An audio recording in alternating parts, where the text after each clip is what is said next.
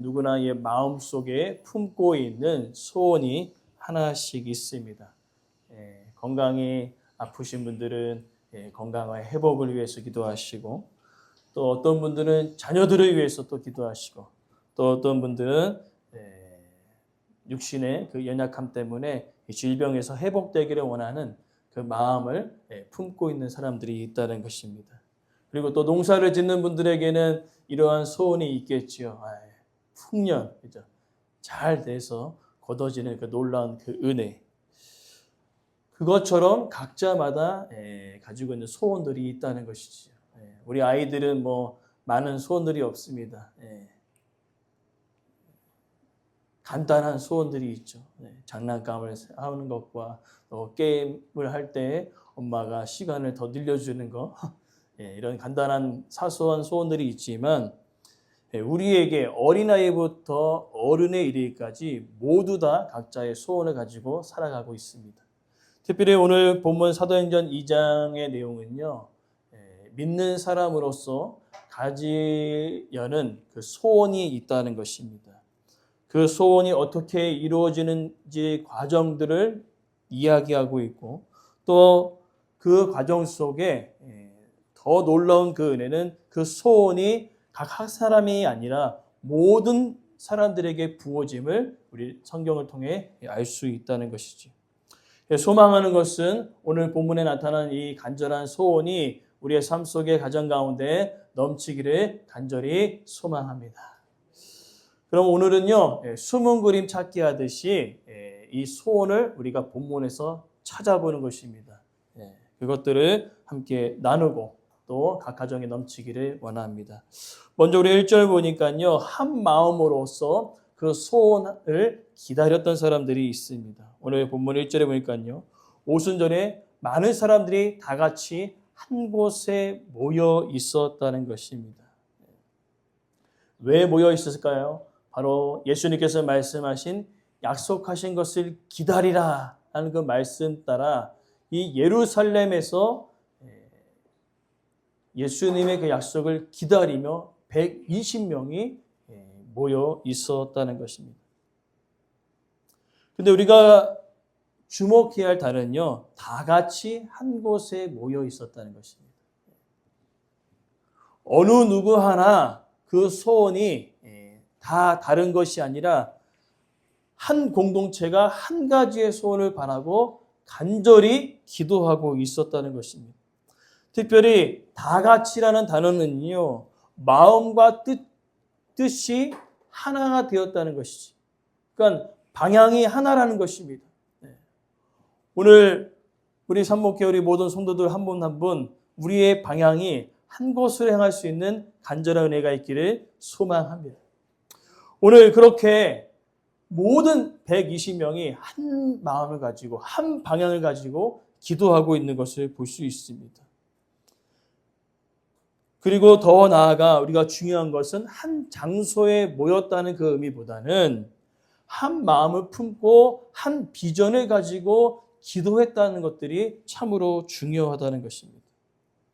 아무리 많은 사람이 모이고 아무리 교회가 화려해도 한 마음이 되지 못하고 흩어지는 마음들이 있다면 그 교회는 건강한 교회라 할 수 없다는 것이죠. 그러나 이제 초대교회가 시작하는 이 모습에서 120명의 한 사람 한 사람은요, 같은 방향과 같은 목적과 같은 소원을 가지고 합력하여 기도하고 있었다는 것입니다. 우리가 어떠한 교회의 문제를 가지고 기도할 때, 어떠한 상황과 가지고 우리가 기도할 때 이와 같이 우리가 하나 되어서 한 마음과 한 뜻과 비전을 가지고 기도할 때 놀라운 하나님의 역사가 우리의 삶 속에서 경험되어지기를 간절히 소망합니다. 오늘 그렇게 한 곳에 모였습니다. 기도합니다. 그들이 왜 기도하였습니까? 하나님이 약속하신 것을 기다리기 위함이죠. 그것을 바로 2절부터 3절에 표현되어지고 있습니다.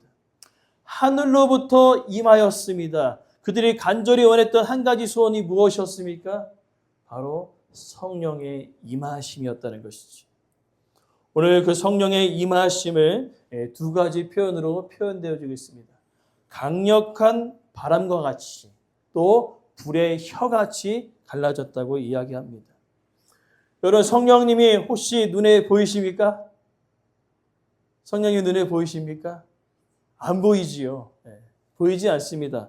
근데 오늘 특별히 이 2장에는요, 이 성령의 임하심이 눈에 보여지게 나타나게 되었다는 것입니다.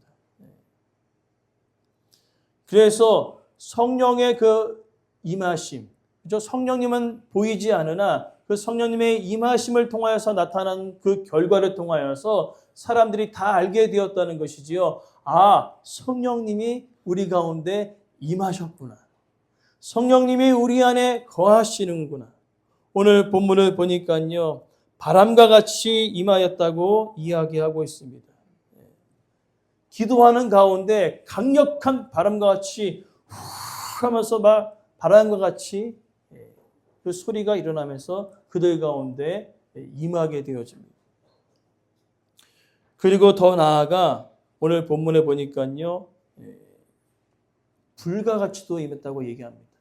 먼저 우리가 바람같이 임했던 부분들을 우리가 좀 살펴보기 원하는데, 이 성령의 그 의미는요, 루아흐라는 단어를 써서 바람과 성령을 가리킵니다.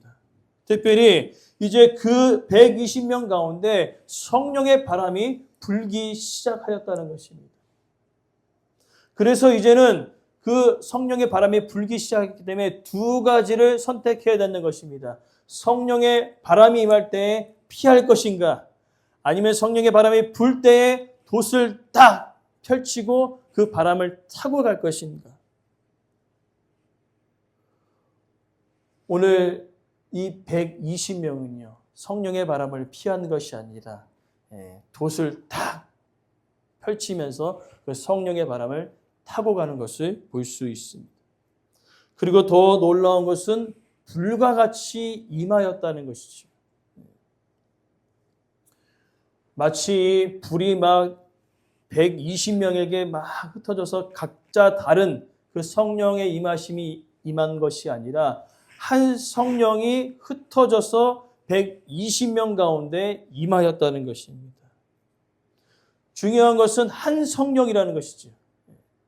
한 성령이 120명 가운데 임하게 된 것입니다. 그리고 더 놀라운 사실은요, 바람과 같이 불같이 임할 때 나타나는 그 현상들은, 여러분 바람을 생각해 보십시오. 바닷가에 파도가 칠 때 그 안에 있는 불순물들이 싹 어떻게요? 흩어지면서 정화되는 것을 볼 수 있습니다. 또 불은 어떻습니까? 불은 쇠를 단련하여서 정금을 만드는 것 같은 그런 효과를 가지고 있습니다. 즉 무엇이냐? 우리 안에 바람과 같이 불같이 성령이 임했을 때에 우리 안에 온갖 더러운 것들이 다 드러냄을 통하여서 참된 회개로 하나님께로 이끌게 되어진다는 것이죠. 그리고 더 놀라운 사실은요, 그 성령의 그 임하심이 오늘 4절 말씀 보니까요, 다 성령의 충만함을 받았다는 것입니다. 성령의 말하심을 통하여 다른 언어로 이야기하겠다는 것이죠. 소망하는 것은 우리 함께 모인 모든 성도들에게 성령의 임하심이 넘쳐나기를 간절히 소망합니다. 오늘 사도 초대교회가 원했던 것은 뭐냐면은 나만 성령에 임해야 한다. 요즘 이 시대를 살아가면서 교회 안의 문제가 뭡니까? 개인 이익주의가 너무 심해요. 좋은 것은 나만 누리기 원하는 것들이 우리의 모습이라는 것입니다. 나에게만 주십시오. 나에게만 성령의 임하심이, 나에게만 성령의 은사가 임하도록 간구하는 경우들이 있다는 것입니다. 그렇게 기도해도 괜찮겠습니다. 그러나 더욱더 우리가 기도해야 될 것은요, 모두에게 성령의 은사를 부으시고 모두에게 성령의 기름 부으심이 임할 수 있도록 우리의 기도가 나를 넘어 너에게로, 나를 넘어 지역에게로 확장되어질 수 있는 그 기도가 되어지기를 간절히 소망합니다. 기도가 확장되어진다는 것이지. 그러면서 오늘 본문에 다른 언어로 말하였다는 것입니다. 성령의 임하심을 통하여 방언이 일어나는데 방언에는 크게 두 가지가 있다는 것이지요. 기도함을 통하여서 하나님과 교제하는 방언이에요. 이 방언은 다른 사람이 알까요, 모를까요? 모릅니다. 방언을 통변하는 자 외에는 그 방언을 알 수 없어요. 그러나 오늘 본문에 기록된 방언은요, 언어의 방언입니다. 오늘 특별히 이 오순절에 각자가 흩어진 수많은 이스라엘 백성들이 이곳에 모였습니다. 각 나라에 다 흩어졌으니까 얼마나 많은 나라에서 오겠습니까? 근데 그 흩어진 나라에서 온 모든 자들이 자신의 언어로 복음이 들리기 시작한 겁니다. 영어로 들리고 프랑스어로 들리고 이탈리아로 들리고 모든 언어로 다 들리기 시작했다는 것이죠. 오늘 이 성령님의 그 임하심을 통하여서 놀라운 그 은혜는요, 다른 언어로 모든 이스라엘 백성들이 흩어졌던 그들이 예수 그리스도의 복음을 알게 되어졌다는 것입니다. 그렇다면 오늘날에도 이런 언어에 대한 방언과 기도에 대한 방언들이 나타납니까? 네, 나타나죠. 제가 예전에 필리핀 사역을 했을 때 어떤 선교사님이 들려줬던 이야기입니다. 필리핀은 영어와 따갈로그를 쓰거든요. 근데 빈민가를 들어가면요, 영어를 배울 수 없기 때문에 따갈로그를 구사해야 합니다. 근데 그 선교사님이 준비 없이 갑자기 필리핀을 가는 바람에 소통이 되지 않는 거예요. 자기가 복음을 전하고 싶은데 너무나 답답한 것입니다. 왜요? 그 언어를 배우기 위해서는 1년 이상의 세월이 지나가는데 그 1년의 세월이 너무나 아까웠던 것입니다. 그래서 하나님께 간절히 간구합니다. 하나님, 내가 사역할 이 빈민 지역에는 따갈로그를 구사해야 되는데 내가 복음을 전하기에 1년이라는 세월이 너무나 아깝습니다. 하나님, 나에게 성령의 기름 부으심으로 충만케 하여 주십시오. 간절히 간구하고 기도하며 나갔어요. 근데 막 이게 혀가 꼬부러지더니 따갈로그가 막 나가는 거예요. 그래서 그들에게 복음을 전할 수 있었다고 합니다. 1년의 세월을 그냥 허비하지 않고 바로 복음을 전할 수 있도록 그 선교사님에게 언어의 방언을 허락하여 주셨다는 것이죠. 오늘 소망하는 것은 오늘날에도 동일하게 성령님의 임하심은 있습니다. 오늘날도 동일하게 성령의 능력은 있습니다. 누구에게요? 간절히 사모하는 자에게 성령의 기름 부으심이 있다는 겁니다. 왜 그렇습니까? 성령님은 인격적이신 분이기 때문에 원하는 자에게, 사모하는 자에게 그 성령의 기름 부으심이 임하게 되는 것입니다. 120명이 한 마음이 되어 간절히 간구했던 것처럼 우리가 한 마음이 되어 간절히 간구할 때 오늘날 이 언어의 방언과 이 기도의 방언들이 우리의 삶 속에서 일어나기를 간절히 소망합니다. 그래서 그들은 그렇게 한 마음이 되어서 놀라운 복음의 역사를 주변의 사람들에게 알리게 되었습니다. 여러분, 성령의 충만함은요, 선택이 아니라 명령임을 여러분 기억하셔야 합니다. 에베소서 5장 18절 말씀에 이렇게 고백합니다. 술 취하지 말라 오직 성령으로 충만함을 받으라. 여러분, 그리스도인이십니까? 예수님을 따라가는 제자이십니까? 그렇다면 오늘 이 성령의 충만함은요, 단순히 선택이 아니라 명령입니다. 반드시 우리가 이 땅에서 누려야 할 것이 성령의 임하심이라는 것이죠. 그리고 그 성령님이 임하실 때에 우리에게 놀라운 하나님의 은혜가 부어지는데 두려움이 사라집니다. 이제 이후로 이 제자들이 성령의 임하심을 통하여서 원래는 그 예루살렘에 모여 있는 것들이 생명을 걸어야 하는 것 아닙니까? 예수님께서 그곳에서 십자가에 못 박혀 돌아가셨기 때문에 예수님을 따르는 자들이 예루살렘을 피해 있어야 되겠죠. 예루살렘을 떠나는 것이 살 길이지요. 그러나 예수님은 반대로 죽어야 할 그 길을 선택하셨습니다. 예루살렘에 머무르는 것입니다. 마치 예수님께서 십자가에 달려 돌아가시면서 죽음의 길을 선택하셨던 것처럼 그들 또한 그 길을 선택하라고 얘기합니다. 근데 그것은 죽음의 길이 아니라 또 다른 생명의 시작이었다는 것이죠. 오늘 그 안에 두려움들이 있었지 않았습니까? 예수님께서 약속하신 걸 기다리는데 우리의 육신의 몸을 갖고 있기 때문에 두려움이 있었을 것입니다. 언제 임하실까? 예루살렘에 있는 게 맞는가? 그 안에 두려움이 있었을 것입니다. 그러나 그들이 온 120명의 성령의 충만함을 받고 나서 여러분 그 이후에 제자들의 사역을 보니까요. 예루살렘에서 예수님께서 죽으신 그곳에서 또 다른 생명의 시작의 복음을 외치고 있는 것을 볼 수 있습니다. 감옥에 갇혀도 괜찮다는 거예요. 죽어도 괜찮다는 것입니다. 왜 그렇습니까? 그 안에 성령의 임하심을 통하여 담대함이 생겼기 때문에 그렇습니다. 또한 성령의 임하심을 통하여서 이제 베드로는요.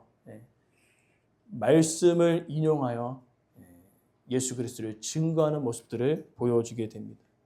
우리 안에 성령이 임하실 때 가장 놀라운 은혜는요. 말씀이 깨달아진다는 것입니다. 또 말씀이 깨달아짐을 통하여서 우리를 자연스럽게 누구로 이끄십니까? 예수 그리스도께로 인도한다는 것이지. 그러니 우리 안에 성령이 임하셔야 되겠습니까? 안 임하셔야 되겠습니까? 반드시 임해야 된다는 거예요. 우리가 시편 말씀을 우리가 새벽에 묵상하고 있지 않습니까? 이 세상은 어떻습니까? 불의가 가득한 세상입니다. 어리석은 자들이 득세하는 세상입니다. 답 없는 현실을 우리가 살아가고 있습니다. 그러한 현실 앞에 믿음으로 살아가는 것이 얼마나 힘듭니까? 얼마나 힘듭니까? 그러기 때문에 성령의 충만하심이 반드시 우리 가운데 있어야 된다는 것이에요. 답 없는 현실과 어리석은 자들이 악한 세력들이 득세하는 그 세상 가운데 믿음을 지키기 위해서는 반드시 여러분 성령의 충만함을 입으시기를 간절히 소망합니다. 그러면서 나타나는 그 놀라운 은혜는 무엇입니까? 성령의 임하심을 통하여서 우리 안에 죄가 드러나는 것이죠. 여러분 더 쉽게 설명해 볼까요? 비커에 더러운 물이 있습니다. 이 비커의 물을 버리지 않고 이 비커에 담긴 물을 깨끗하게 할 방법은 무엇입니까? 비커에 물이 담겨 있어요. 근데 비커의 물을 버리지 않은 상태에서 이 비커의 물에 깨끗하게 만들기 위해서 필요한 것이 무엇입니까? 부을 수는 없어요. 뭐 해야 돼요? 깨끗한 물을 이 안에 가득 넘치게 부으면 되는 것입니다. 그럼 자연스럽게 더러운 물이 빠져나가겠지. 여러분 성령의 임하심은요. 성령의 지배를 받는 것입니다. 내 생각과 내 판단과 내 지혜가 아니라 성령의 임하실 때 내 안에 있는 악한 것과 연약한 것들이 다 어떻게요? 끄집어내서 나옴을 통하여서 이 안에 뭐로 채워지는 것이에요? 예수로 충만해지는 것입니다. 성령으로 충만해지는 것입니다. 그러하기에 우리 안에 내 생각보다는 하나님의 말씀을 따르게 되는 그 일들이 우리 가운데 나타나게 될 것이라는 것입니다. 그러면서 우리가 마지막으로 우리가 살펴볼 것은 성령님이 임하시면요. 반드시 우리는 변화되게 되어 있습니다. 바울이 이렇게 고백합니다. 갈라디아서 5장 25절 말씀에 이렇게 고백합니다. 만일 우리가 성령으로 살면 또한 성령으로 행할지니. 성령의 충만함은요. 일시적으로 경험되어지는 것이 아니라 여러분들 삶 속에 지속적으로 경험되어져야 할 일이라는 것입니다. 한번 성령 충만해졌다고 가만히 그냥 기도도 하지 않고 말씀도 읽지 않고 가만히 있으면 어떻게 될까요? 그 성령님의 그 은사와 역사는 오늘 고린도전서에 보니까요. 우리가 그 은사를 사용하지 않으면 잠시 잠깐 그치게 된다고 이야기하고 있어요. 오늘 그 성령님의 그 임하심과 또 성령의 은사를 간절히 사모할 수 있는 저와 여러분의 삶이 되길 간절히 소망합니다. 그래서 성령의 충만함은요, 일시적인 경험이 아니라 날마다 경험되어져야 되고요. 또한 성령의 인도하심과 그 능력 안에서 우리가 삶을 살아갈 수 있는 저와 여러분의 삶이 되길 간절히 소망합니다. 그래서 오늘 이 악한 시대, 불의가 가득한 시대에 성령의 그 바람과 같이 불과 같이 임함을 통하여서 모든 것들이 전격해 되고 회복되어지는 놀라운 은혜가 여러분의 삶 속에서 날마다 경험되어지기를 간절히 소망합니다.